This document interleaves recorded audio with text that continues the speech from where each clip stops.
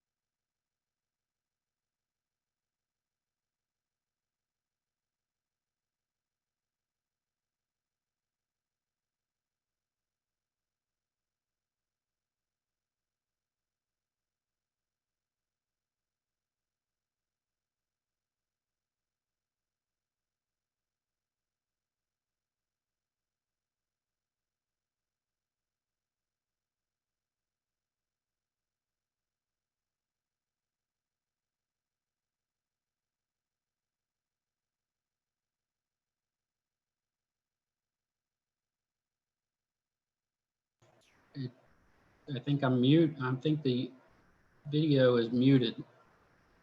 I don't know if I am muted or if they know I'm in the meeting or not. I can't hear anything. Give me a call back, 410-971-1010. Thank you.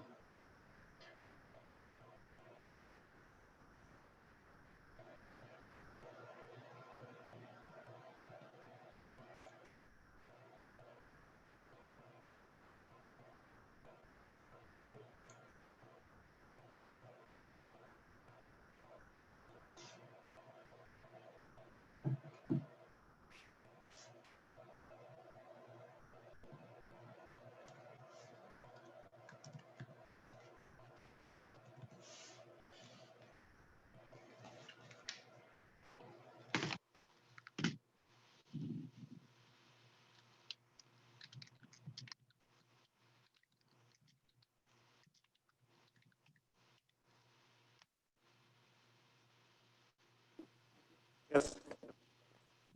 Vice Chair Wyckoff? Yes. Chairman Noble? Yes. Yes.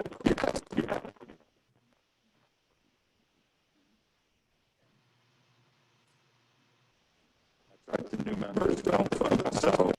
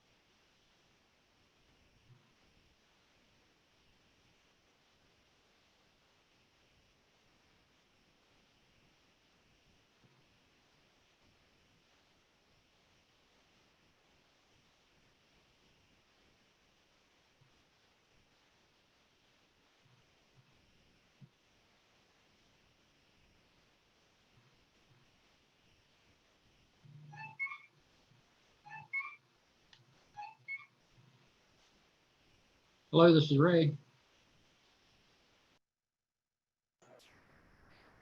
Speaker is on. You are muted. The meeting is muted. It shows it's cut off. I mean, the speaker for Madeira Beach, it says it's muted. It did, yeah. When I would,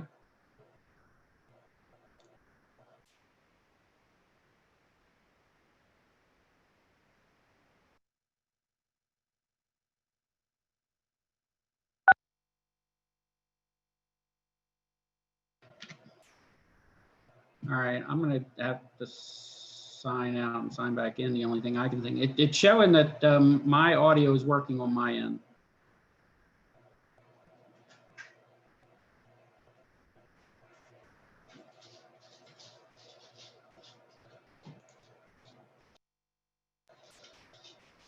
You can't hear me at the meeting, can you? I checked my audio settings. It says it's working fine on mine. Okay.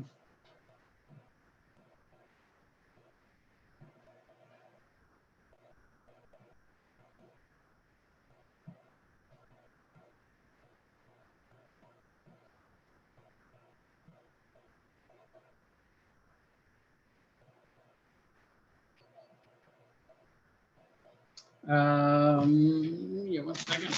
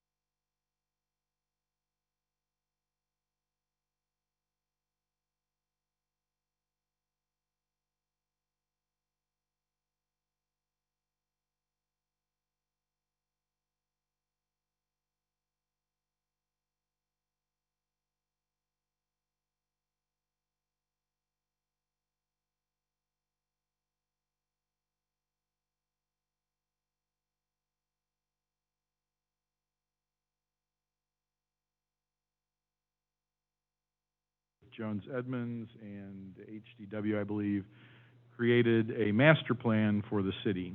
And through the course of political change, whatever, that master plan basically sat on a shelf for 17 years. And so we decided that since the city spent $250,000 on that, and not a whole lot of things had changed from 2002 until today, we would use that plan as a basis for developing a mobility plan. And a number of the initiatives in that plan speak directly to mobility. So what we did in terms of crafting this mobility plan was to extract those initiatives from the Duany plan, craft policy language for implementation of them, and include that in the mobility plan and also in an ordinance that adopts new LOS standards, new level of service standards, and also those policies for the mobility element of the comprehensive plan, which the state calls the transportation element, but you can call it whatever you want as long as you satisfy the criteria. We also took the existing policies in the comprehensive plan addressing transportation and reorganized them along the way that the statute lays out its requirements. The reason we did that is because the way they were organized before was based on Florida Administrative Code Rule 9J5, which had been repealed in 2011. So if the legislature is to make changes to the Chapter 163, which is basically the area of the statutes that governs comprehensive planning for local governments and land development codes, if they were to make changes, we would want to be able to find out how our policies would change according to what they had changed. And the way to do that best, we thought, was to organize it along the statute so we'd know where a new provision, easier to address, but if they change an older provision, we'd know where to look in our policies to make any modifications necessary to be in compliance with what the state wanted. So that's the other aspect of the ordinance that's before you. So the mobility plan supports the mobility aspects of the ordinance. The level of service calculations that we've done to date, and I have to caution you that these calculations are still kind of a moving target. We're getting additional information in. We haven't got it refined, but we're moving forward because conceptually we understand what we're trying to do, and we're just refining the data that go to support that. For example, we've discovered that the fixed assets inventory that the finance department uses in crafting the budget does not include several parcels of property that the city owns. So we're trying to, I have a meeting on Wednesday with the new finance director to try and straighten out why that would be, and if that's a mistake or an oversight or there's an intent behind it. We don't understand that yet, but if we can capture all of the value of all of the lands that the city owns and utilizes to provide these municipal services and facilities, that's a better basis for an impact fee than not. And we anticipate, as I think I've told the board, the old board, not the new board, all along, we anticipate that after the fees are adopted, the next year we're going to learn a little bit more in terms of implementation, in terms of staff working with them, and in terms of where our data is, that we may refine them again. And what the state requires is the use of the most current and local data, and so our recommendation all along has been continuously update this information as it changes, as you buy new property or sell property or buy equipment or build facilities. You're constantly updating that so that the calculus is up to date. And hopefully when we're done, we'll have that information in a spreadsheet format that staff will be able to maintain on a regular basis. The other thing that we have, so we've talked about the mobility plan, the level of services study, and that's an attachment at the end of your package. It's that big thing at the end that has all of the spreadsheets that basically inventory the equipment, facilities, and properties. That's the stuff that's kind of still a moving target, though we're very close. And those then all support the ordinance that we're formally asking you to take action on tonight. And I think at this point I'd just as soon answer questions unless you have more need to hear me platter on. Does any of the newer members have any questions? Yes, so the question I have basically is, so from a planning board perspective, the end result, what we're doing is to approve ordinances that allow things to happen in the future. Sort of.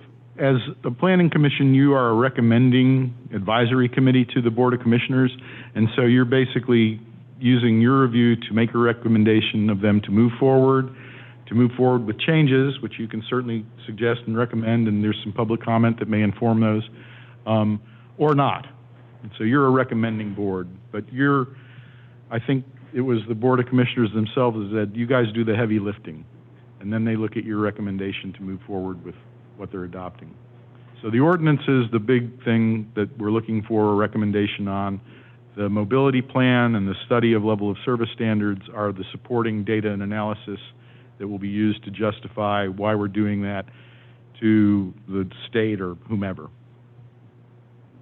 All of your comprehensive plan, policies, objectives, goals are supposed to be supported by data and analysis, and that's why we've done this study. Thank you. Yes, sir. Any other questions? Yes, Linda. You do have a comment or question that was sent in by Commissioner Kerr, and I think that's what you just got copies of. I'd be glad to read that into the record so that you can discuss it. Okay. It was addressed to me and copied to the chair and the vice chair. This is Linda. You asked us to request agenda items via email so that they may be properly advertised prior to the meetings. Please consider the following. I would like a discussion on the role of the Planning Commission as it relates and coordinates with the BOC. It appears that the BOC can, but is not required to refer to the PC for matters covered under the Diwani Plan. Specifically, the recently installed four-way stop on the 140th and the high and dry plans at the marina. I personally have spoken out in opposition of the four-way stop, but I did so as an impacted resident and not as a PC board member. I have refrained from speaking about the plans at the marina. Do I have a right to speak at the BOC meetings as a resident on this subject? Will the PC be discussing the marina plans at an upcoming meeting? So if you could answer those questions from the city, then we could ask some questions, if we have any. Right. To begin with, it probably should address how you communicate with the BOC. We don't send them a full set of minutes to your meetings, but we do send them an action agenda explaining what the vote was, and they had asked that the chair for these big adoption items be present to represent the discussion by the Planning Commission.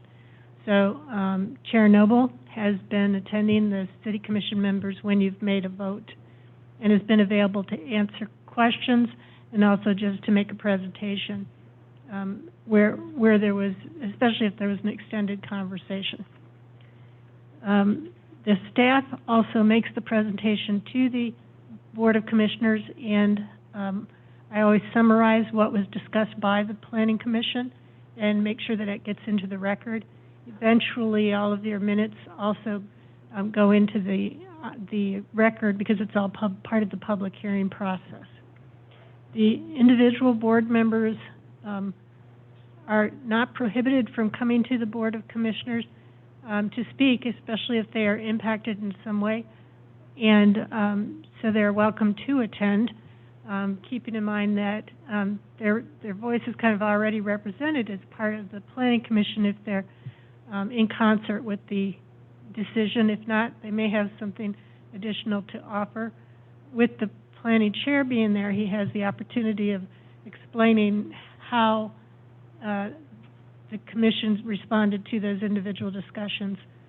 I have seen situations even here where that kind of sidetracked the commission because they're hearing two different opinions from the Board of Commissioners, but there's nothing in the process that prohibits you, especially being an impacted or affected party, from commenting once you reach the board. It's important during your voting process here that if you feel you're impacted, you let us know ahead of time in what way. We do have ethics training coming up on the 14th, which you are all invited and strongly encouraged to attend. And that will help you understand a little bit what constitutes a conflict of interest. Being an affected party is not necessarily a direct conflict with your voting because you don't necessarily benefit financially from it. But it's important as part of your conversation that you let people on the commission with you know if you have an unusually strong opinion and also a set of, or an understanding of the situation. This being a small community, there's almost nothing that happens that somebody can't comment on being at least peripherally affected by. So that's perfectly normal and encouraged that you provide that kind of input. In regards to the Duane plan, all of this material has to be provided to the commission. They've already got it. They have been following what kind of discussions we've had here, and in some cases we've been able to provide them with individual answers to questions, but they are awaiting your input on what portions you've used and how you have incorporated it into the proposed mobility plan. They're strongly, they've expressed opinions that they're strongly supportive of an idea of an impact fee and a study that went with it. Obviously, they funded the research and the work that the UF group has been doing to help us along here. So specifically, I don't know, Joe, if you want to talk about the traffic on 140th or the high and dry at the marina. We didn't address the marina specifically because there's no definitive plan or analysis on the cost available yet for that project. So we haven't been able to include it in any kind of amendment. If they moved ahead with building a marina, they would have to come back and include that as part of the capital improvements element and an amendment to the comp plan. So that would be coming back to you again for comment, at least in that regard. And obviously the marina, like any public facility, impacts the way that we provide services, the types of services that we provide, and it would have some impact on the mobility discussion. Keep in mind that although we're going through this right now, as it relates to the impact fees, and so that we can move ahead with the impact fees, we are also undertaking a review of the comprehensive plan, and so all of this material actually gets incorporated into the comp plan, and so you kind of have another swipe at it as we get closer to it, amending the comp plan, to give us a chance to get through the other elements as well and see how they all integrate. Is there anything you want to add, Jerry? No, I'd like to basically entertain a discussion from the board and then the public comment and then go from there.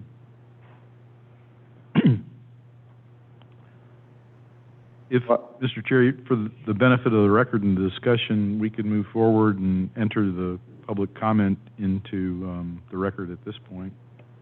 I would like to make a couple of comments on the stop sign on 140th. So when we look at our Duane plan and we look at the comprehensive plan for the city of Madeira Beach, it talks about 3 city centers. It talks about the city center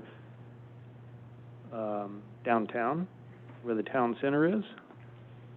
It talks about the 140th area, and that encompasses North and South Bayshore and 140th, where that stop sign is. And then it talks about the other city center being the Johns Pass area. So if our Commissioner Kerr is concerned, is in line with some of the things that we have discussed about the mobility plan and having access for people to walk and ride their bikes and to do that safely, then it's beyond me why him as a resident, he's talking as a resident and not a commissioner at this point, but why he would be against the stop sign that slows him down for 10 seconds to get to his home. It's totally beyond me. Chairman Noble? Situation. Because that's what we're talking about, is providing better access for people to move around the community without motor vehicles, and to do it with bicycles and walking and other types of mode, whether it be scooters or whatever. So it's beyond me that one of our commissioners would be against that stop sign at that intersection. Thank you. I think Mr. Kerr was trying to chime in there. Can you hear us now, Commissioner Kerr? I can hear you fine. I don't know if you can hear me through the computer. I'm also dialed in. Can you, I see your hand waving. It's like you're coming from the heavens. We hear you. There you go. There you go. Well, good. Thank you. Yeah, my question to the email to Linda and copied to you, Chairman Noble, was more on the discussion of having things commence when just moving forward. And what is our, as I put in the email, what is our relationship with the BOC regarding anything that we're talking about? And I was using these as reference points. I won't get into a discussion on 140th four-way stop because I don't want to delay the meeting. That's not what this meeting's about. It's a larger thing. Okay, we're looking at doing a high and dry. We're looking at the whole Duwani plan coming into Madeira Beach. There's some actually things on the other side of the causeway that is part of this plan that we will be talking about. The Madeira Way. I was just trying to figure out, as we are have parallel paths with parking and everything else that we're have before us. And I just didn't know if we were really having much coordination or if we were just having independent parallel paths that did not pull feedback from the community. And you know, I'm just trying to figure out how the process works, I guess. And that's really what I was asking from my email, more about the process. Yeah. That was. Yeah, I got that from your email that we were at one point for a few meetings having, correct me if I'm wrong, Linda, open discussion, and we were just bringing up topics, throwing them out there. Some of these topics we were throwing out, we shouldn't have been throwing out because they were coming before us as agenda items. So what Linda was asking is, and I think, Ray, is what your email, the way I read it, was, what's the process? You sent her an email and you want to add something to the agenda for us to discuss. And then what is our role moving that item or topic to the Board of Commissioners? I don't know if you were on earlier, but our role basically is advisors to the Board of Commissioners. So when we vote on something, they can take our vote and go with it, or they could not take our advice and move in their direction they want to move. If that answers your question. Yeah, it does. And then I guess for future topics, if we want to discuss them, do we send them to you or do we send them to Linda, or do we, how do we do that? It would be best to send them into us. Tamara collects all of our communications. So Tamara Harvey, or you can send them directly to me because she always makes sure that I read all my mail as well. Okay. I won't delay things. And then on that topic, I would like to say something about what you were asking, like when you go in front of the commissioners and you speak or not speak. Like when I go in front of them, I make it clear I'm here as the chairman of the Planning Commission, and then I'm talking on behalf of the Planning Commission. If I speak on a topic, then I go up there and I say my resident address, and that I try to remember to say I'm here as a resident. Because in the past I talked and I got an ethics violation for just saying what I believed as a resident. And at my job, when I do a background check, I still have to explain why I had an ethics violation. And it was thrown out because it was a bogus thing that somebody did because they said I was there on behalf of the Planning Commission. So we do have to be careful, and it is always better to try to clear it ahead of time. But I don't think we should be silenced at all. I think we should be able to go up and speak as a resident at any meeting that we want to go to, and not have our volunteer on this committee hamper us from doing that. I would hate to see that. Mr. Okay, Commissioner, Mr. Chair, if I could, I wanted to clarify, you mentioned that the board had been talking openly about subjects and maybe shouldn't have been. At no point did you have conversations that were unadvertised or related to any quasi-judicial item. All of this is legislative, and so things that you've been discussing over the course of these meetings was all perfectly legal and appropriate. That's kind of the process we were going through, is workshopping all of these legislative and advisory items. So that you're good with that. Yes, that's exactly what I was trying to say.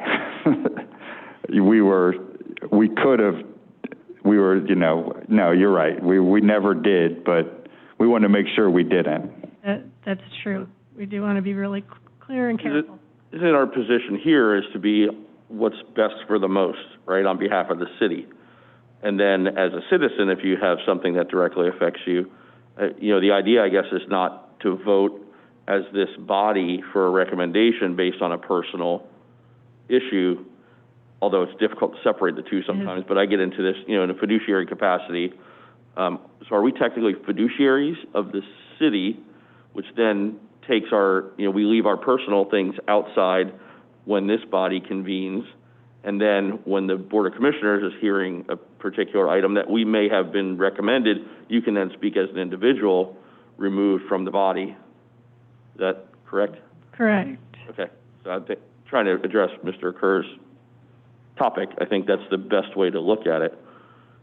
When we're here, it's supposed to be what's best for the city as the city's fiduciary, and then if you have that issue that you think needs to be addressed differently, then you do that as a private citizen at the Board of Commissioners meeting.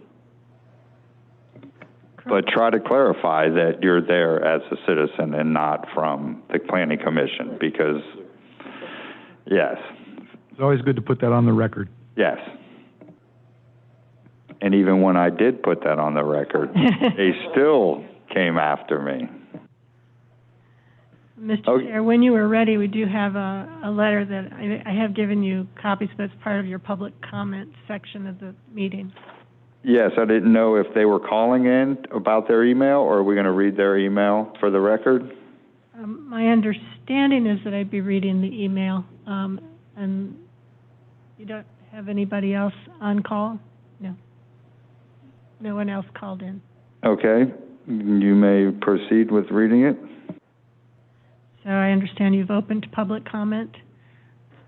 Yes, let's open the public comment unless we have any other questions by anybody.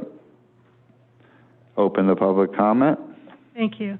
This is a message sent to you by Bill Gay through the staff. He wanted the information to be discussed, and it reads as follows. Initiative 17, redevelop Tom Stewart Causeway as a mixed-use urban boulevard entering onto the beach proposed policy. As an affected party, I submit the following questions to the Planning Commission to better understand how the proposed widening of the Tom Stewart Causeway for parking will affect traffic and pedestrian safety and flow, as well as the well-being of the Causeway residents. Number one, all condos and approved developments on the Causeway have adequate on-site parking. What is the rationale for on-street Causeway parking?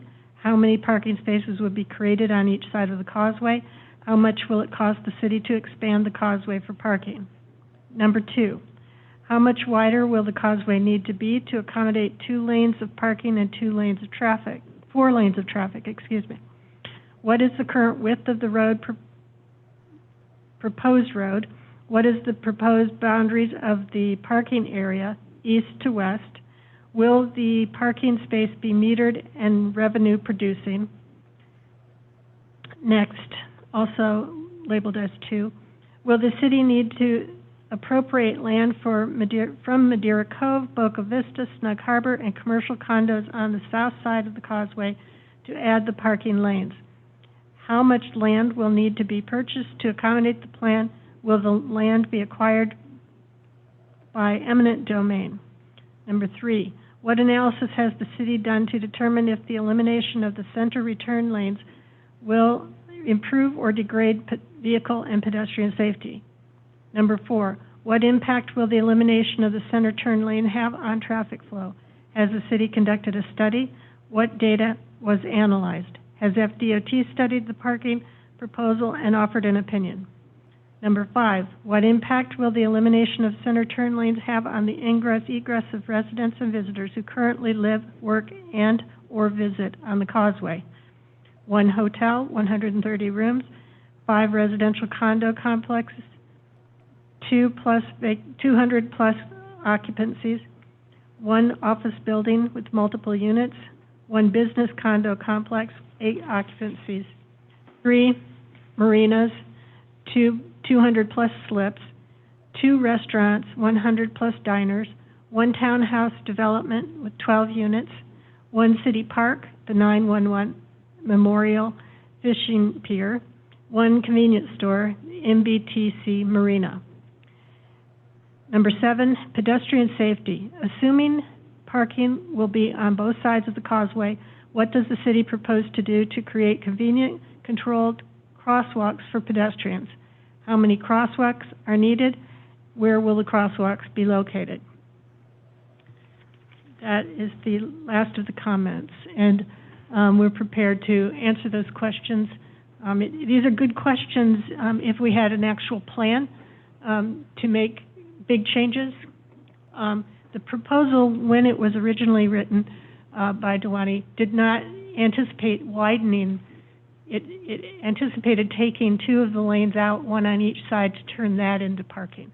That's very commonly done in highways that enter into, especially small towns, to try to tame the traffic and slow it down. And I know that it's not, definitely not FDOT's mode to want to slow things down. But the purpose actually in that recommendation was to provide parking where there was inadequate parking and also to tame the traffic. But it's very detailed questions. There's no plan to do anything specifically. There's a policy to look at that as an option for the future, but there's absolutely nothing we could do to affect this. We would not be able to expand the roadway. We would not be able to change the use of any of the lanes because the road does not belong to the city. It's only a recommendation. It's an FDOT facility. Did you want to add? And all of Mr. Gay's questions, and there may be even other questions, would have to be answered before that would ever move forward. We're much at a 35,000-foot level in terms of these policies. I wanted to direct you to the areas in your materials where Initiative 17 is provided.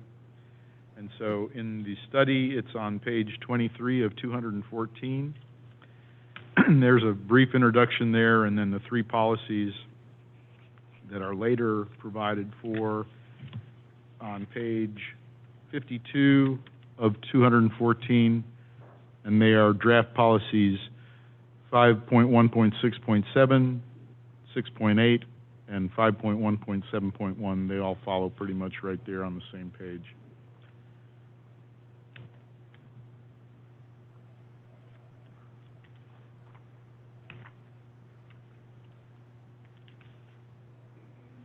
And I think, you know, the Dewani idea, the policy is derived from, is that once you enter into the city limits of Madeira Beach, there should be a realization that you have arrived somewhere.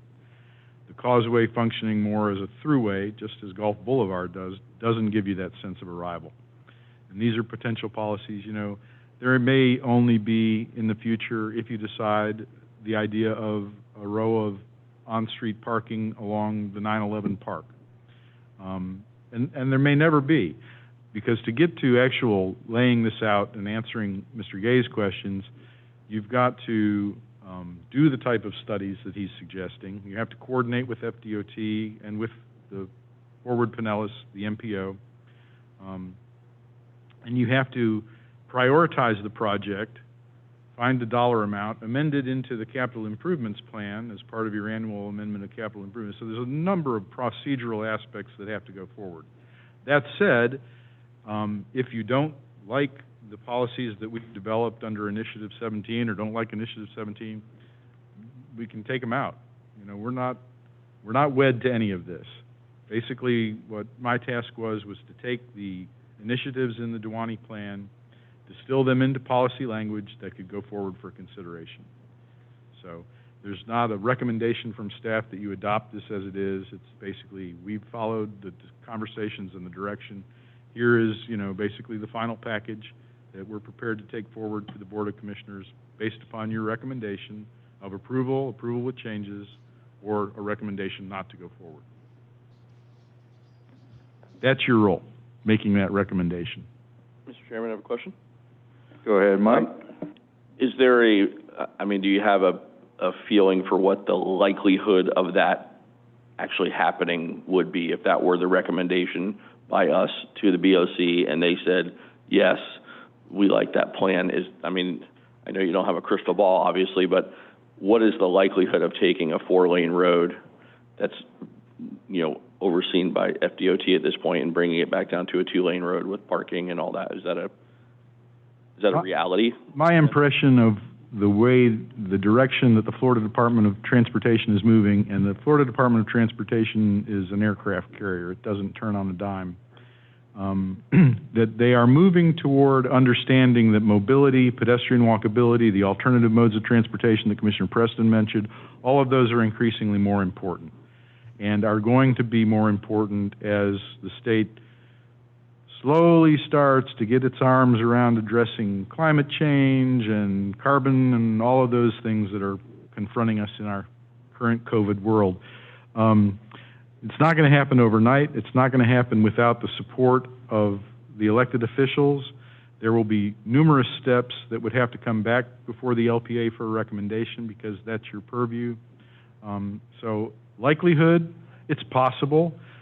Priority, probably not as high a priority as what you'd like to do with Gulf Boulevard, which is going to be an equally, you know, uphill battle as it stands. But again, I think the times are changing a little bit, and I think there's a propensity or a growing propensity among DOT to recognize that those things are probably better for communities.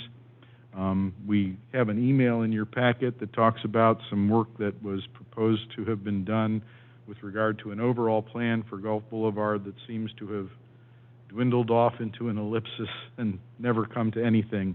But there seemed to have been, from that email, some consideration that Gulf Boulevard maybe doesn't function best for its municipalities as a throughway, but more so as a road. Getting to that will be a very long-term project just because of the finances involved. And my understanding is they're tinkering around, it's probably not the best term of art, with Indian Rocks Beach area and doing something that's looking more like a main street than a throughway. That would probably be the first step and something that, you know, I think you would want to monitor closely to see how it goes. But I think it could happen. To answer your question directly, Commissioner Wyckoff, yes, I think it could happen. How soon? Not soon. Sure. Yeah, the timeline obviously would be very moving target for sure. Yeah. I mean, I'm probably one of the few people here that was actually at the Charettes when the Duwani plan was worked over. I mean, I'm sitting right there when, you know, at some of these events.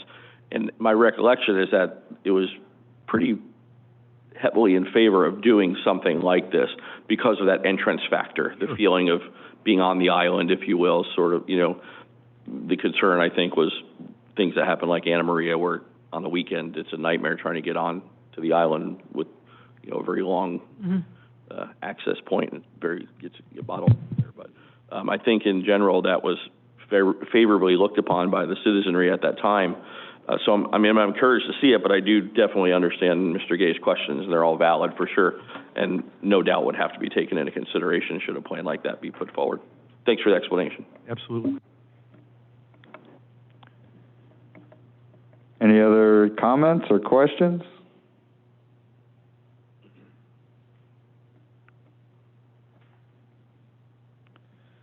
Okay. Thank you. Thank you, Linda. I guess we're moving on to new business, agenda item B. Well, I think we want a motion. Are we going to discuss ordinance at all? Takes it a second. There are two different items, so we need to vote on them and address them in open public comment for them individually. So we will need the board to make a recommendation to the City Commission regarding the mobility plan as it's proposed.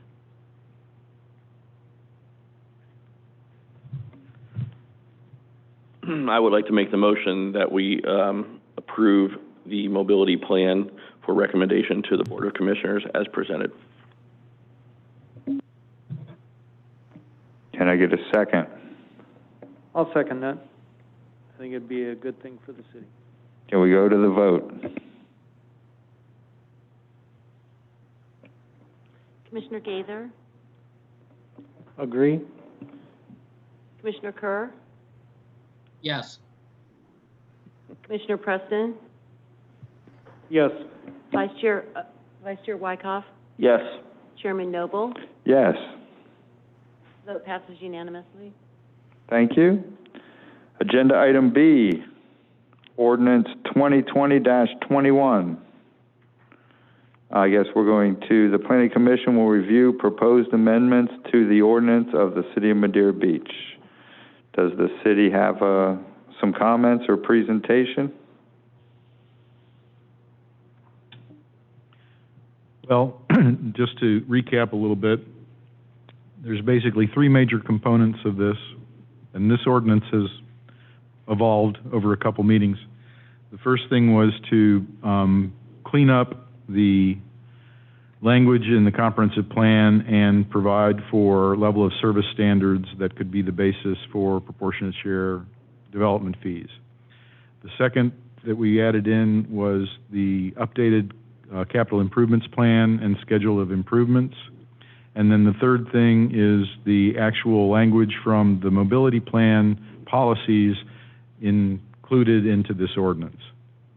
So this is a three-fer. We had talked about the mobility plan in terms of cleaning up the language and level of service, and then during the pendency of this ordinance, we actually got direction to go forward with a mobility plan, and so since we already had opened it up, we decided rather than writing another ordinance, let's put it all together in one place.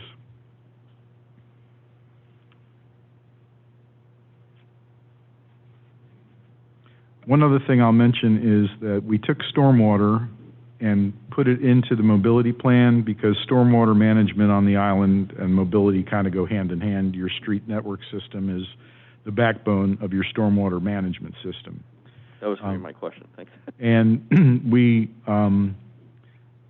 been working with trying to include that as part of the mobility fee.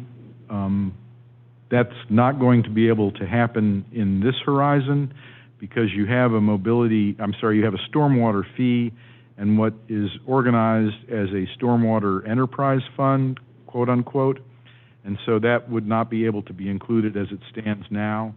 I've been talking with the Public Works Director in terms of revisiting that ordinance for the stormwater fee, and we need to sort of unwind those things because basically, in a nutshell, the stormwater fee is not significant enough to support enterprise fund, which is part of the reason that the city issued a bond to do the improvements that are being done on Crystal Island.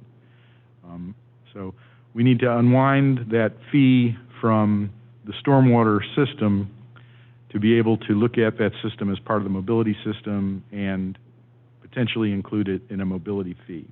That would be sort of the next update that I've talked about in terms of the following year as we start to work through this thing and see what we can do.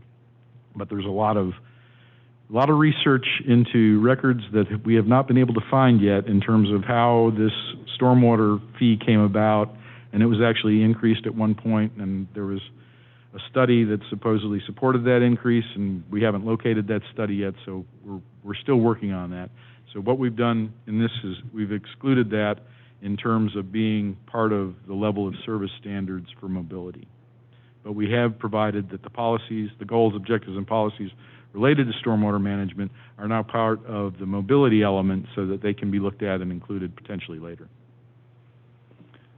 Okay, and for the new guys here, out of the 49 pages here, when you click on the link, where you've crossed through the words are going to be eliminated, and where you've underlined them, they'll be added. Is Yes. that fair to say? That's Fair so to they say. know, okay, because the new guys may not know what we're talking about with that And the changing of the stormwater- document. The stormwater language that is crossed through in several pages in a row has been relocated, but that's how you mechanically do that.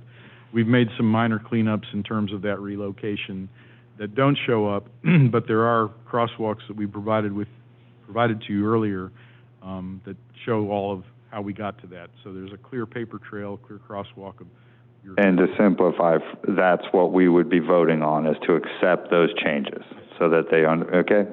Thank you. Anybody have any questions? I've got one. Go ahead, Mike. Do we have a general sense of, I mean, I know we're talking about now impact fees and adding fee and adding fee. Do you have a general sense of what it would be for someone, what the fees would be if they were raising a house and building a new one that's substantially larger? Let's say you're going from a 2-bedroom, 1-bath to a 4-bedroom, or a 1,000 square foot house. Now you're building a 2,500 square foot house. Is there a general sense of what that impact would be for the homeowner? Based on your math, it would be 1,500 square feet. Right, and then... How much would that cost? Right, then how... We don't know yet. Okay. I mean, I know I'm probably putting the cart well ahead of the horse. In order to adopt the impact fees, they have to be found by this board, a recommended finding of consistency with the comprehensive plan. Until the level of service standards are adopted, there's no basis. And so what will happen if you send this ordinance forward, again, as written, amended, or not, won't happen. But if you do send it forward with a recommendation, the Board of Commissioners will act upon it in a transmittal hearing that's scheduled for October. It will go to the state for review to make sure that it's making them happy. It'll come back with their objections, recommendations, and comments, or not. They will, before that, actually distribute it to FDEP, FDOT, so all of these organizations, agencies will have an opportunity to comment. Those comments will come back, I believe, in 60 days. And then we would need to make any changes that they require, take into consideration their comments and recommendations. If they have none, then the next step would be a second reading before the Board of Commissioners. If they had a lot, I don't anticipate they will, because that's not been their modus since they became the Department of Economic Opportunity instead of the Department of Community Affairs. But if they had a lot, it may happen that the Board of Commissioners, having looked at those things, would say this needs to go back to the Planning Commission. So there's a number of different steps that could happen. But ultimately, after the transmittal hearing, the state's review, there's an adoption hearing, and then it becomes official. And at that point, the impact fee ordinance, based upon those levels of service standards, can go forward and be adopted. We're not waiting to go forward with it, but the adoption can't happen until the comprehensive plan with which it is supposed to be consistent is in place. Sure.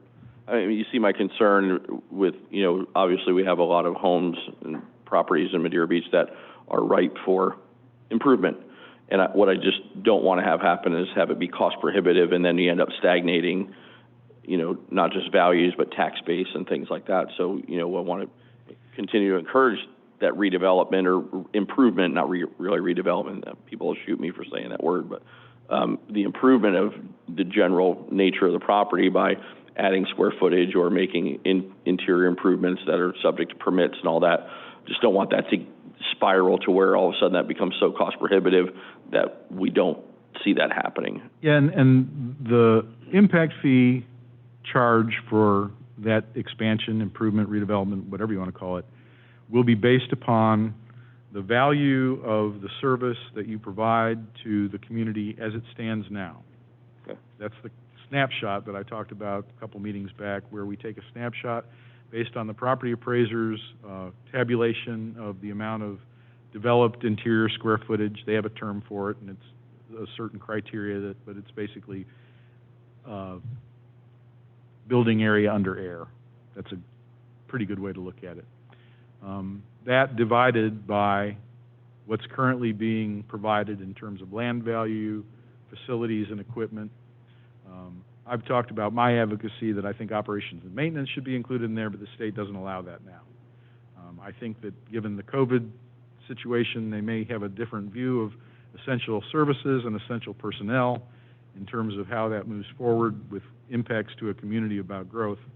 But basically, that would be the calculus, and that would be then divided to a number. So that would be a square footage number. It's going to be a small amount per square foot, but for 1,500 square feet of additional improvement, you know, it could be substantial. I don't think it will be prohibitive, and there's nothing that would prevent the Board of Commissioners and this board recommending that it be adopted at a smaller percentage of what the total might be. You have that flexibility.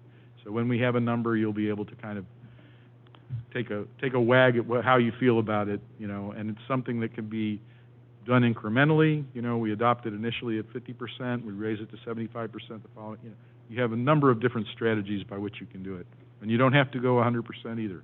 That's not a requirement. It's all a policy decision made by the Board of Commissioners on a recommendation from the Planning Commission. Thank you. I mean, this is obviously a big step for us, so I'm so glad that you guys are here to bring this into the light so that we all understand what we're actually trying to accomplish and the mechanism by which we do it. So I really appreciate you guys. Thank you. Well, that's a great point, because we don't want to slow down. Anytime a structure can be brought up to FEMA compliant, we should mention that as well. It benefits the whole community. So we got to keep that in mind, that we don't want it so cost prohibitive that people won't do it, and then it doesn't bring us to FEMA, the structure up to FEMA compliant. So that's a great point, Mike, but I just wanted to put that in there about FEMA. Well, and additionally, you know, if you were just elevating the structure for FEMA compliance, no additional expansion, there would be no increment to capture. Where you're tearing down the small guys and building the bigger guys, you know, the impacts will be, you know. Sure. Understood. I appreciate that. Thank you. May I comment? Any other questions? Comments? Ray, go ahead. Yeah. Yes, sir. Just the process of raising a home, it could be the identical size home, but now you have to have access to that home with stairs, same amount of bedrooms, same amount of baths. You've now added square footage to that home. So we have to keep that in mind during this process. Well, only if your stairs are under air. If they're exterior stairs, that wouldn't count. That's not what the county told me. But that, you know, the county doesn't have anything to do with this, but when just during their fees, what they've told me was that it's an overall dimension of the property, of the structure. And I asked that specific question months ago, and they told me that it would impact. It would certainly impact the property appraiser's valuation of the property, but it would not impact the impact fee scheme as we're proposing it, because there would be no additional square footage under air. You would just be, I'm imagining adding a large stairway outside to get in. If you're doing a stairway within the existing footprint of the building, like a doorway on a first floor that goes up to the second floor, that would not be captured because that's not habitable space. And Linda, if I'm not mistaken, most of these come before us as the Planning Commission because of our lot size, and they say, hey, can we redo this structure? And then we could make a recommendation, let's waive the impact fee, or would that not be something about a stairwell that we could waive? No, the impact fees aren't waived. Also, single-family homes only come to the commission if they require a redevelopment plan, and in which case they're probably a pretty small addition because they're already going on to a parcel that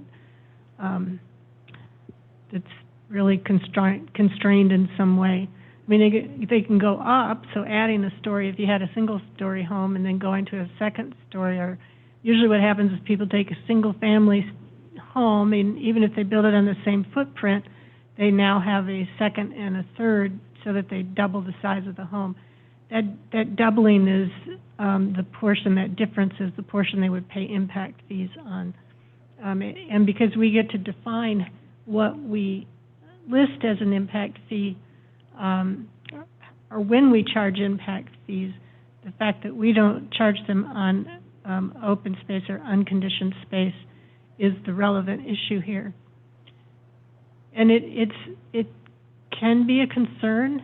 I know that there are communities where the impact fees seem very high. That's usually when somebody's building an entire subdivision of several hundred houses and the contractor's calculating up impact fees on everything all at once.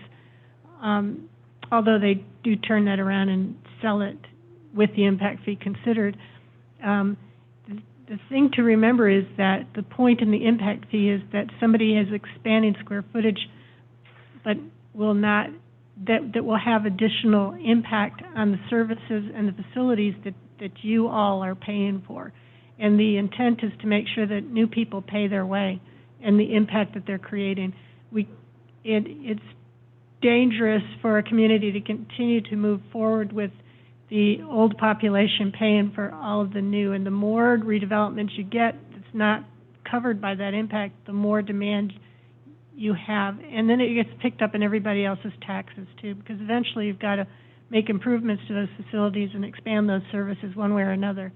And so everybody ends up paying for things that they never have the advantage of using, because it's only a difference to keep up with the demand. Okay, thank you. Mr. Chairman, if I could, with regard to waiver, waiver has always been disfavored, if not challenged, with regard to impact fees, but in the last legislative session, the Florida legislature did allow for waiver of impact fees for affordable housing. I don't know that that's an issue for Madeira Beach, but something to keep in mind. I just wasn't sure, but thank you for clarifying that won't be, because that could be a sticky situation coming up. This one gets it, this one doesn't. So I like it when there's none. Robert? Yeah, the low-cost housing, that's in part of the ordinance. I remember reading that. In the, there's probably some cleanup language from existing policies that basically say that the city is going to support the county in whatever they do. Right. Mm-hmm. Okay. So just to clarify the comments that we just had, you have a 1,000 square foot home, you increase it to 2,000 square feet, you only pay the difference, which is the 1,000 square feet. Correct. So we've talked about this a whole lot. Is there any ballpark figure on what an impact fee would be per 1,000 square feet? Is it different for businesses, for commercial, and for residential? There isn't at this point. That's sort of the next step that we're looking at, and I think our plan is to come back to you next month with a draft of the mobility fee. There's two more coming, but the mobility fee is kind of the one where the focus is highest in terms of wanting to have a mobility plan and exploring impact fees. So we should have something of a ballpark figure. Your second question, in terms of distinction between commercial, residential, whatever, I've taken the position, and I'm having this conversation with our economist, that basically the city of Madeira Beach is built out in a sense of horizontal development. The only thing that is coming now in new development is additional square footage. I wouldn't say height, but additional square footage. And that's the thing we want to capture. I take the position that your commerce is basically tourism oriented, and so you're providing a tourism destination. All of your public facilities are public to everyone, whether they be a citizen or a visitor. And so I think the impacts are the same.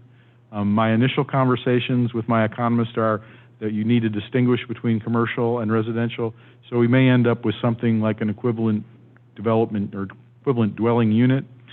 But I don't think that that's really the case in a built-out tourism situation like yours. And I'm in the process of making my case, which ultimately he will have the final say. And that'll be our recommendation when we get there. Okay, thank you. I have a bunch of questions on this ordinance, though. Excuse me? I have a lot of questions on this ordinance. Okay. And do I start now, or do we go through kind of the ordinance? At the pleasure of the chair, we can go page by page, or whatever is the will of the board. I'd say start asking your question. And please refer to a page number so we can follow along.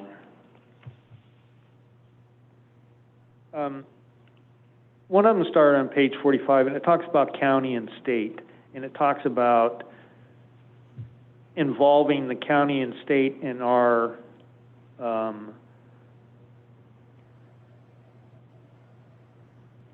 ordinance and moving things along with that ordinance. And you were talking about Which policy on page 45? It was just page 45. Coordinate with Pinellas County Metropolitan Planning Organization, state planning to ensure effective and timely efforts to evolve on Gulf Boulevard, right?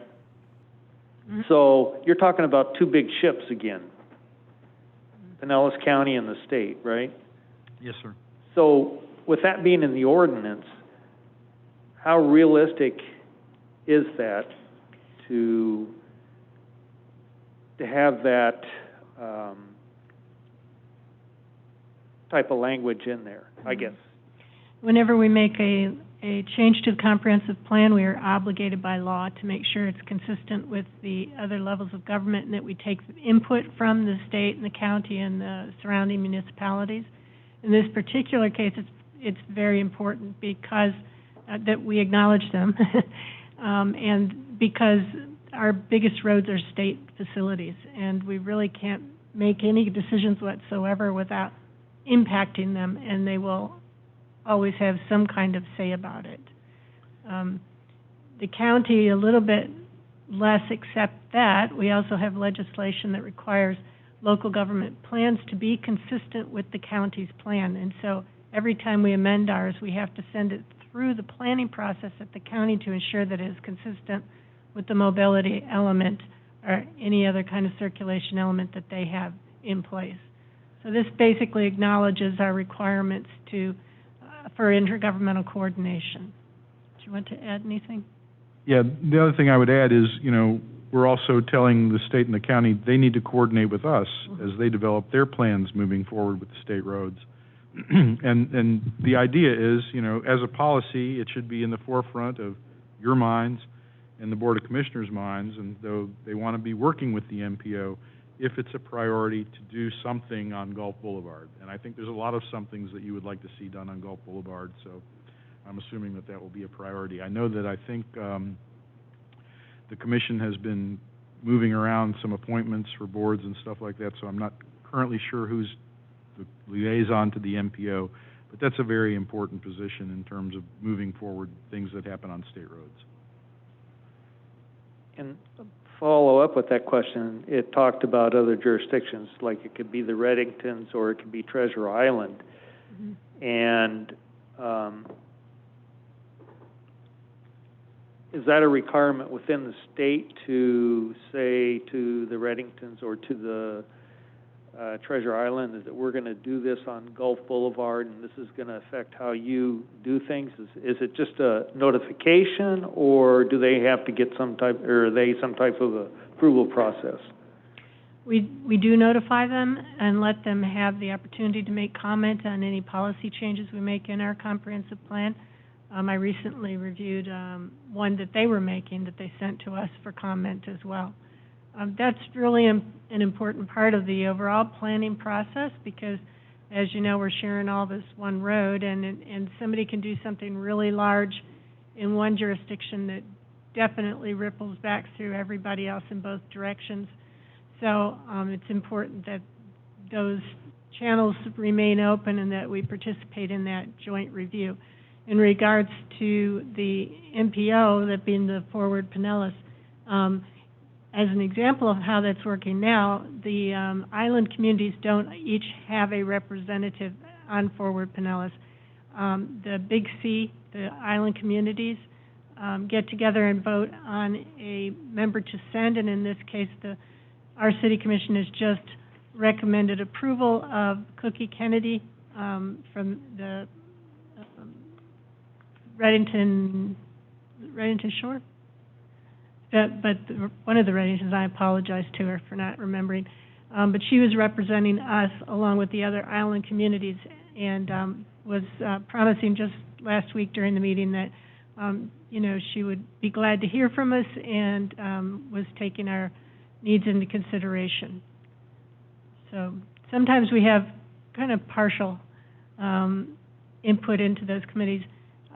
Also, though, be aware that whenever anybody changes their comprehensive plan, it goes through that hearing process at the county, and it receives a recommendation from the advisory committee, which is a representative of all the staffs, and we do sit on that. Either myself or Zane Hussein represents Madeira Beach at all of those meetings, and then we would, if we had an issue or if we are making our own recommendation, we would take it and make presentation to the Forward Pinellas as the planning commission that looks over all of those roadway issues and mobility issues.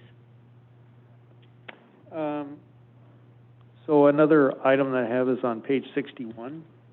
It's 7.3.2.2, and it's encourage residents to deposit household chemical waste at the Pinellas County Household Chemical Waste Disposal or whatever. If a resident has to go to where the Pinellas County deposit site is, it's not going to happen. It's going to go in the trash can, in a black bag, and it's going to end up in our landfill. And I would like to see the ordinance state that at the marina or our service area there, that we have places. I've been holding on to a battery for a year now. It's sitting in my garage. I just don't want to throw it in the trash. And I've got paints, and I've got some other solvents, and I've got waste oil. And I think the city itself ought to provide that service, and then they can take it to the collection once a year. I know in the previous city that I had, they had the oil disposal container was locked, so if you wanted to dispose something in the oil container, like waste oil or whatever, they had to come out and see what you're going to put in there, and it got put in there, so it was the right type of oil, not kitchen oil versus motor oil. Mm-hmm. So I would like to see that ordinance get changed so that we have something within our city. And that's another, that's something that the commission would have to approve because it would cost the city a little bit of money. But the city actually used to do that, and they stopped doing it because it was so costly, because nobody would do anything then. They just had a big pile of, even with the e-waste, you got to take a computer down to the county. You're not supposed to just throw it away. And the new TVs, you can't just throw away. So the city did try it before, and they stopped. So I don't know if you have any comments on that. I don't know the exact costs. I do know that it has become prohibitively expensive for small government because we're talking about hazardous waste, and you have to be certified at that location to receive hazardous waste. It's very difficult to maintain the safety of a situation on an island in particular, and so it's less than likely that we'd even be getting certification for that under current conditions. I don't know if you have anything to add to that, Jerry. Are you aware of the issue? No, I'm really not. I mean, certainly hazardous waste on the Barrier Island is a bad situation. Could I make? Storm or heavy rain is coming on. Could I make one comment? Well, if Pinellas County actually has mobile collection sites. They use the Home Depot on a rotating basis. All you have to do is drive up, they'll take it out of your trunk. That includes household chemicals, paints, solvents, electronics, and it's done so through the county, so it doesn't cost the city anything. All you have to do is drive in and they'll take it from you. And that's only as far as driving as Home Depot's parking lot. We can do a better job of getting that word out to. We can do a better job of getting that information out. And I believe the Home Depot is like every 6 months or something, right? I'm not sure the actual schedule. I know that with COVID, they put it on pause, but they have it. It's a rotating site, so it's about 3 times a year that it comes to this Home Depot. Okay, so that answers that question. At least there's a way to do it, and it's closer than the county facility. Commissioner Preston, in furtherance of the policy, the way it's written, you know, that encouragement could be the provision of information on when it's available, making the public more informed of the fact that the opportunities are there when they're away. Well, it would have to state that the city will do this, but there's nothing in there that states that, right? Well, the policy is written, says the city will encourage people to do that. The way you would encourage that is by informing them, and that's as simple as putting something on the website, you know. It does require action. It requires an action. Yes, it does. So when we go to evaluate the plan, we have to be able to show that we've done something to encourage that, and that would be information provision at the very least. October 10th, Seminole High School, 9 a.m. to 2 p.m. Pinellas County Hazardous Waste Mobile Collection. So you can get rid of that battery on the 10th. Let's add that in the record. Gotta love the internet.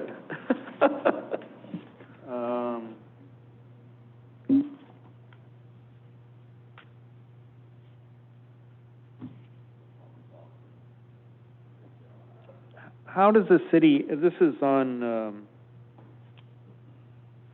so I can understand whether I agree with this or not. It's page 75, it's participate in the Pinellas County Local Mitigation Strategy, LMS, to ensure that strategies are implemented and updated locally. How does the city participate? Do we have somebody on the board, or who is that? Yes, me. And at this point, we are initiating the Public Works Director. We have 2 staff members, and for every staff member, when we attend a meeting, we also have to have a representative from the community, a stakeholder. And in previous updates to the LMS, the Local Mitigation Strategy for the county, which has just been updated in its 5-year update, those stakeholders attended mostly monthly meetings for a course of 18 meetings, some of which lasted 2-3 hours each, so we appreciate that effort. The designated stakeholders included the librarian, for instance. And sometimes we switched out. It's hard in a small community to have organizations that are stakeholder organizations. But the purpose in the LMS is to establish lists of priorities for improvements that would mitigate storm damage and flooding and other emergency situations. And so the entire county representative cities get together and create lists of what kind of facility improvements, especially in our case with stormwater and transportation improvements, facility improvements in places where they don't have adequate, actually even safe buildings and things of that nature. And then those are voted on over a very extended meeting process and put in a priority. And so when a disaster does come, or when money is available by grants and things from the state or the federal government, there is kind of a priority setting for what things get funded based on their relative impact on hardening the community to disaster. So we have a brand new county plan. In order to get credit for having an LMS, we have to participate in all of the meetings, have our stakeholders at all those meetings, and then the local government has to adopt the county's plan. We just recently did adopt it because, as I said, they just finished the 5-year. We got a couple months off, and now we've started the annual evaluation and appraisal report for that LMS. So we're back into the monthly meetings. Each community has a number of studies that we have to do on the condition of our facilities, update there's a lot to it. We do a lot of studies on the impact or of any kind of damage and the condition of all of these inspected facilities, our stormwater system, our roads, everything. And then we compile all of that. We have to send it off to the county, and then they incorporate it into their overall inventory. So it's a very extensive process. The LMS is about a 500-page document, and you can find it online now, the countywide LMS. Mr. Chair, if I could add to that. Yes. This proposed policy, 11.2.1.11, it's being renumbered, but it's an existing policy in your comprehensive plan. The language here has just been cleaned up to remove some extraneous words, and also it refers currently to the Hazard Mitigation Committee, which no longer exists. It's been renamed to be the Local Mitigation Strategy. So it's more of a cleanup than anything else. Thank you, Jared. So I have one other, I'm just going to read this, and Jerry, you'll probably catch it. It's on page 74, but it says, identify or coordinate issues of mutual interest to other jurisdictions, address the impact of new development and redevelopment on other jurisdictions through coordinated mechanisms. Is that what you were talking about earlier with those, where you report to the state and you report to the Pinellas County about what you do? Is that the mechanism that you're talking about? That's some of it. We also do respond to any kind of land use change or policy change that anybody else is doing. If they have a major development coming through, we can make input into that, because all of that goes through the Pinellas County, the Forward Pinellas. So we all get to make input into everybody else's plans, and there are a lot of mechanisms for intergovernmental coordination that we participate in.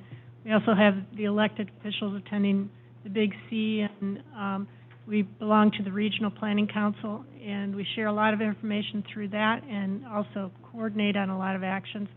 And we are all currently coordinating on grant proposals and grant projects for upgrading stormwater conditions, looking at flooding and opportunities for improvements to avoid sea level rise problems in the future. So we're pretty tied together, and we have a number of avenues for making input to each other's activities. Mr. Chair, again, this is existing language. This objective is currently in the comprehensive plan. We didn't like the language entities because it seemed much broader than what we actually do, which is actually jurisdictions that have some jurisprudential role in that development. So we thought that that was something that should be clarified, and then otherwise it's just reorganized for better use of words. Thank you. I have another item. It's under 13 through the budget process. So, and like you're saying, some of this language is it was already in there, and that's why there's been stricken. But it says structure bonds issued to fund capital projects to be repaid within a period not to exceed successful use of capital projects. That's totally understanding. Commissioner President, what page? I'm sorry, 82. And the following is 13.1.2.3, and if financially feasible, use special assessment revenue. Is this a long-standing process for the city of Madeira Beach, or is this something that you've recently talked to our new financial director, It's a long-standing policy, it's just cleanup language. it's just cleanup language?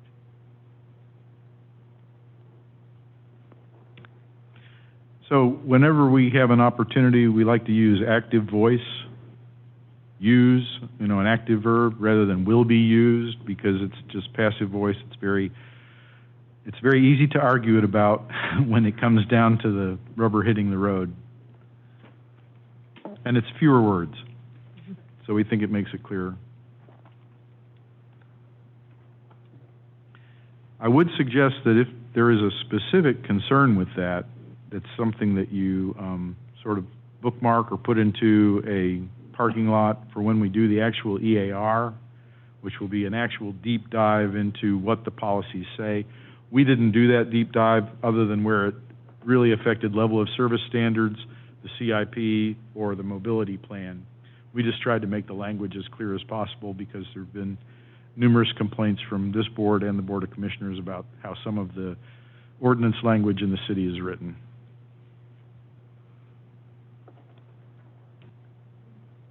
One last question, sorry. But some of this, in this ordinance, is some language that was in there previously. Is there anything in there that you, as the rewriter, and going over it, and you, Linda, don't like? Mm-hmm. And why?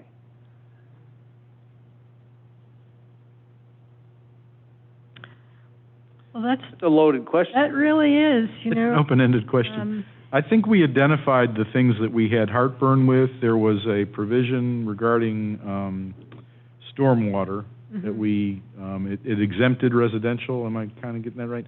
Right. And we modified that, and we pointed that out when we talked about that initially. Other than that, no, I don't think so. I think there was a lot of just what I would call now arcane language, referring to boards and things that no longer exist.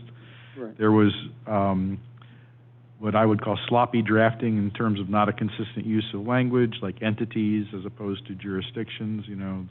We tried to address all of that, but from a substantive view, I have to be honest and say I did not do an in-depth review. That wasn't our charge. We were focused on moving forward to impact fees, and I knew that the evaluation and appraisal review was coming up, and so we'll be looking at it if we're involved in that process. I know we're involved in some of it, but as we're involved in that, and certainly staff will be looking at any of those things, because it's been a long time since that type of review has been done, and it's time to do it, and you will be leading that charge. The EAR is basically the responsibility of the local planning agency, the Planning Commission here. Okay, I found the thing that I was looking for before, and that is, it's on page 70, and it says, a representative, it's 11.1.1.4. It says, a representative appointed by the city manager may participate as a member of the Planner Advisory Committee, the PPC. Who is that? And has there been somebody appointed? Again, that's going to be we're represented by the Reddington mayor. Okay. They can't, that just gives the, the Planners Advisory Committee, So how can... that's me. Yeah. I'm sorry, I was thinking, Okay. no, that's me. Okay. Yeah, everybody has a planner. Sometimes they've only been represented by a consultant or by, Safe Built, which does a whole lot of things. But in our case, we have a planner, so it's all of the planners from the county sitting together to review. And as I said, either I attend or Zane. Zane has been going recently. I'm a little more of a troublemaker, so try to keep me in my office. I'm thinking that you absolutely have too many hats. This is part of planning, and I was going to say in regards to the plan and other things we don't like, all of this has evolved out of a plan that was originally put together in 1988. and was in response to requirements at that time that the state had for every local government to develop a comprehensive plan. So some of this language directly speaks to the requirements that were in those original instructions.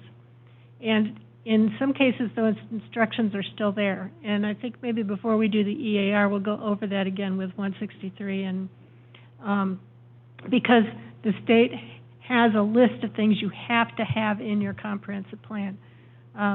It used to be more than one document. Some people think that it got made simpler by taking away the administrative rule, but I think they just incorporated it into the legislation, really.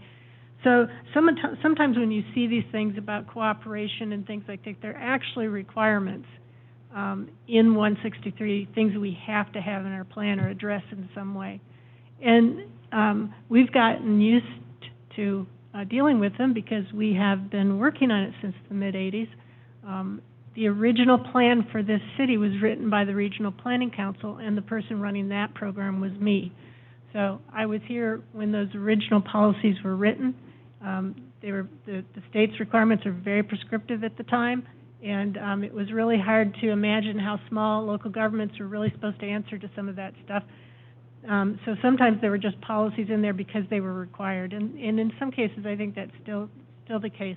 We have tried over the years in comprehensive planning to find ways to make the plans respond to the individual local government, not only what they wanted to see, but what they're actually able to implement. I've worked on over 50 plans myself over the years, so this isn't new to us.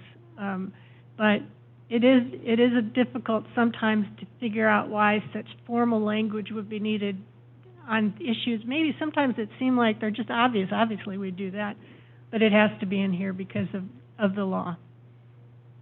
We do, if we can massage things that they don't seem that they work over time. It's good that you're taking this case-by-case review of it, because along with the advantage of having people working on it that have a lot of experience, boy, we've read a lot of policy, and it's sometimes hard to stay fresh because you know what it's supposed to say or what it used to say. And so it's really important for members of the community to spend this kind of time like you have and go over the language and ask the questions, because sometimes it really does need to be clarified, or the language needs to be updated, or maybe it just doesn't make sense and we have to figure out a way to make it make sense for the community. Yeah, it just seems like it's a huge ordinance, and a lot of it is repetitive. Yes, a lot of it is because of the overlap between the elements. We should try to look at it as supporting each other. But it's important to read them all over. Because of that, if you change something one place, it really can affect another place in the code. There's some required elements that we'll be coming back to you with the whole plan, and you'll see that there's required elements that have to be in there, even if it seems repetitive. And given the focus of this particular ordinance, what we were looking at is level of service standards, and currently they are in your capital improvement element. They're also repeated in the transportation element and other elements, and they don't always agree because they were changed in one place, and whoever did the change didn't realize that they were someplace else. So one of the things we've done is gather all of those level of service standards, placed them in the capital improvement element, and made the other areas reference that particular policy in the capital improvement, which is one of the reasons why we renumbered everything, because currently your elements start with the same set of numbers for each one. So in order to know what policy or goal or objective you're talking about, you have to also mention the element that it's in. This way, every policy, every objective, every goal is uniquely numbered, and so there's less opportunity for confusion. It was not originally written that way. With all the same numbers repeating over. I don't know why they decided to do that. Thank you for answering my questions, but I think you're going to get a lot of questions from the VOC as well. Sure. Yeah, and you know what? Because this is your job to hammer out, they haven't had the benefit of all the time and the effort that you've put into this. That's always the case. Any plans that we've worked on, we've had this whole local planning agency policy to go through, and then we always head to the the elected body, then we have to defend it to the state and the county, and so everybody gets a say. Thank you. Thank you. Any other questions? Can we get a vote then on the changes?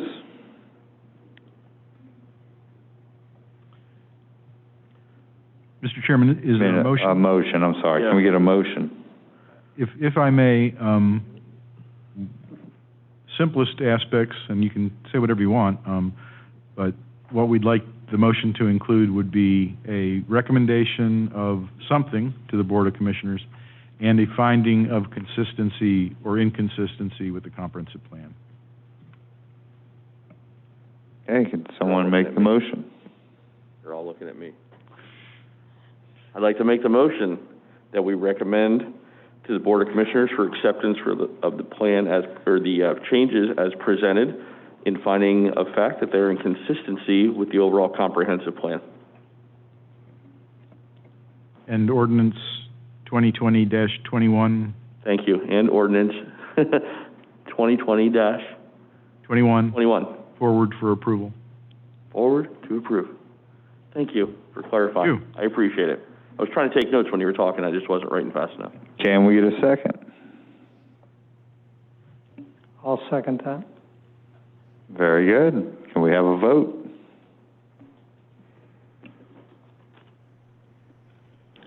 Commissioner Gaither? Yes. Commissioner Kerr? Yes. Commissioner Preston? Yes. Commissioner Wykoff? Yes. Commissioner Noble? Yes. The vote was unanimous. Thank you. Moving on, agenda item number 6, old business. I don't think we have anything under there tonight. And then agenda item number 7, administrative staff presentation. You had some things in your packet. They're just information, kind of training material to give you an idea of what's being discussed in terms of perspective and responsibility for planning commissioners. We'll always try to provide that kind of information in the future. And then also, there was the study, or the email dealing with the Golf Boulevard study that had been asked by some of the planning members, knowing that there was some sort of study done at some point, which nobody can seem to identify. We've been in contact with everyone, and they will acknowledge that they believe there was a study, but they have no idea where it is. So now they're looking for it. If they do find something, we'll bring it to you. Probably on a reel-to-reel tape somewhere. Exactly. Microfilm. Yeah, microfiche. Also, I wanted to let you know, although it's not on the agenda, that the new members have been given their Form 1 to fill out. It's kind of questionable. You've got 30 days to respond. I know that Commissioner Brooks, I think, already did that. You have 30 days to respond, and our understanding was that it was 30 days from when you took office, which would have been October 1, except in your case, Eric. But the others, the clerk says from the date of appointment. So I'd say just make sure that you send it in quickly. I think appointment date was the 9th. It's actually not as complicated as it seems. Land agents have to do it every year. So some of us are used to it. If you have any questions, there's a full page of instructions, but it's fairly simple. If there are any of the standing members who have not filled out their Form 1 for this year, be sure to do that, because they will come looking for you. They will. Yeah, they will. And then they'll give you a deadline, and if you haven't filed it, it'll start charging you at $25 a day, and it adds up pretty quickly, so make sure that you do file. It's an annual requirement, so. It is. And then, is there anything else on there you want to draw their attention to? Well, just the two issues of zoning practice directly address capital improvement plans. And since you're actually participating in that capital improvement planning process now, I wanted you to have some, ideas, because it's great to have a plan, but it doesn't really matter until it's implemented. And I think this goes back to Mr. Gay's sort of comments. You know, Yes. he's looking at implementation of a policy that we're just talking about right now. Fantastic, but we're not there yet. But as you do move forward, particularly, you know, the capital improvements plan drives what you're spending your money on, what you might be spending impact fees on in terms of building and improving those capital municipal, as I call them, improved municipal facilities and services. So the more you know about how to further that process through implementation, through the land development code, through the capital improvements process, the better prepared you are. And it just happened that the most recent one came out this month or last month, and the previous one was a year earlier, and they're part of a two-part package. So for your edification.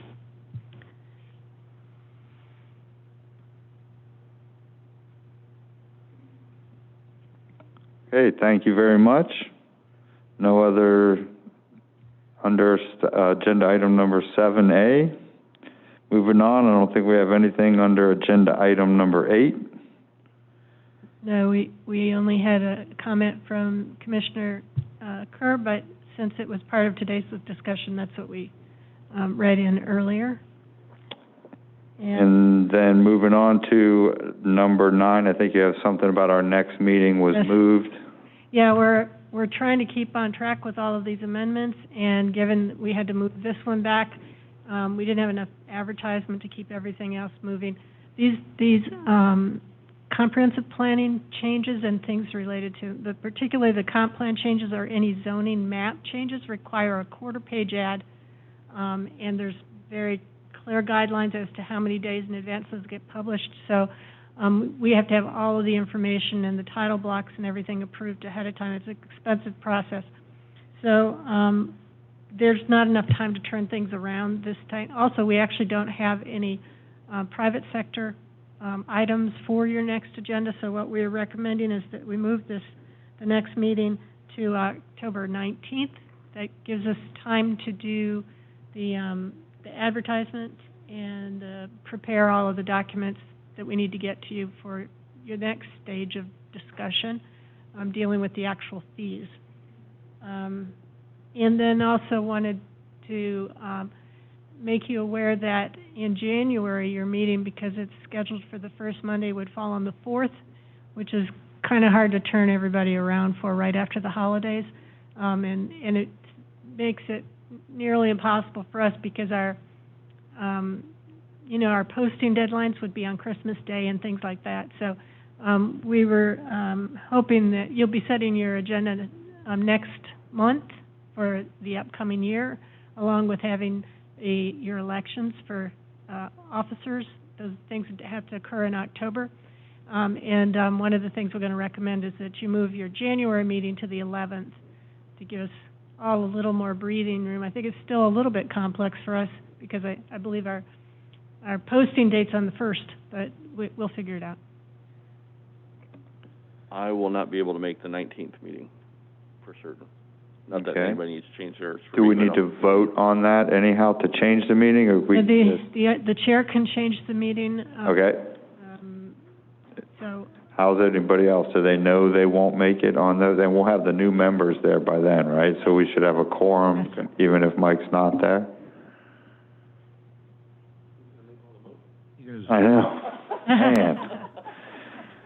I'm glad I'm not allowed to. All right. Thank you very much.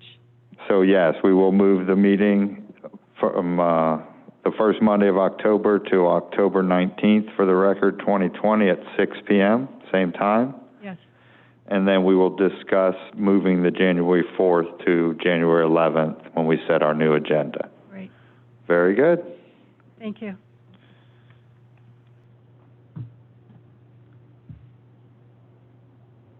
And with that, this meeting is adjourned.